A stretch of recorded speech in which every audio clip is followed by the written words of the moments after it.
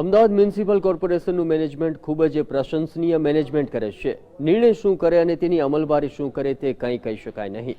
આવું જ કંઈક બન્યું છે અમદાવાદના નિર્ણયનગર વિસ્તારમાં, જ્યાં પાઠ્યપુસ્તક મંડળનો બુક સેલ્સ ડીપો બનવાનો હતો. તેની બદલે અત્યારે એ સ્થળે ઉકેરડો બનાવી દેવાયો છે. અમદાવાદના નિર્ણયનગરના મેદાનમાં રહેલી કચરા પેટીઓ જોતા આ વિશાળ ગ્રાઉન્ડ પ્રથમ નજરે તો ડમ્પિંગ સાઇટ લાગે. જોકે આ ડમ્પિંગ સાઇટ નથી, પણ બુક સેલ્સ ડેપો માટેની જગ્યા છે. આ તકતીને ધ્યાનથી જુઓ. વર્ષ 2007માં આજના મુખ્યમંત્રી આનંદીબહેન પટેલ જ્યારે શિક્ષણ મંત્રી હતા, ત્યારે તેમના હસ્તે અહીં ગુજરાત રાજ્ય પાઠ્યપુસ્તક મંડળનું બુક સેલ્સ ડેપો બનાવવામાં ખાતમુહૂર્ત થયું હતું. બુક સેલ્સ ડેપોનો હેતુ આસપાસના લોકોને જરૂરી પાઠ્યપુસ્તકો મળી રહે તે માટેનો હતો. પરંતુ ખાતમુહૂર્ત થયા બાદ અહીં કોઈ કાર્યવાહી કરવામાં આવી નથી. જે જગ્યાએ પુસ્તકો હોવા જોઈએ તે જગ્યાએ હાલ કચરો જોવા મળે છે. અમદાવાદ મહાનગરપાલિકાએ મેદાનને ડમ્પિંગ સાઇટ બનાવી દીધી છે. સમગ્ર વિસ્તારનો કચરો અહીં ઠલાવતા આજુબાજુના રહીશો તેનો વિરોધ કરી રહ્યા છે અને ચોમાસામાં તો અહીં વિકટ પરિસ્થિતિ સર્જાઈ જતી હોય છે. રસ્તા બન્યા ત્યારે આખું અમારું માળ સુધી લેવલ થઈ ગયું હતું માટીનું કચરાનું. એ પણ અમે સહન કર્યું કે ચલો ભાઈ હવે એકવાર હટી જશે, પણ ત્યાર પછી તો હવે અહીંયા ડમ્પિંગ જ આખું આવી ગયું છે કે આખા નિર્ણયનગર ઘાટલોડિયાનો બધો જ કચરો અહીંયા ઠલવાય છે.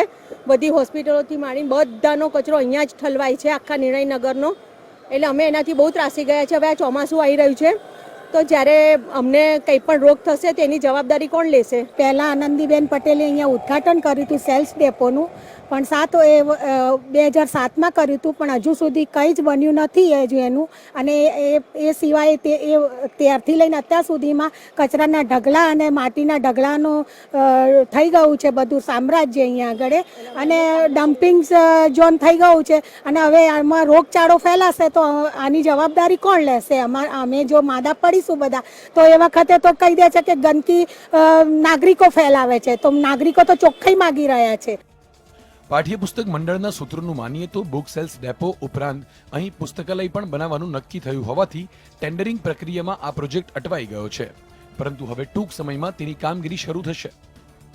સેલ્સ ડેપોની કામગીરી તો શરૂ થશે ત્યારે થશે, પરંતુ નવાઈની વાત તો એ છે કે હાલ તો મહાનગરપાલિકા આ જગ્યાનો ડમ્પિંગ સાઇટ તરીકે ઉપયોગ કરે છે.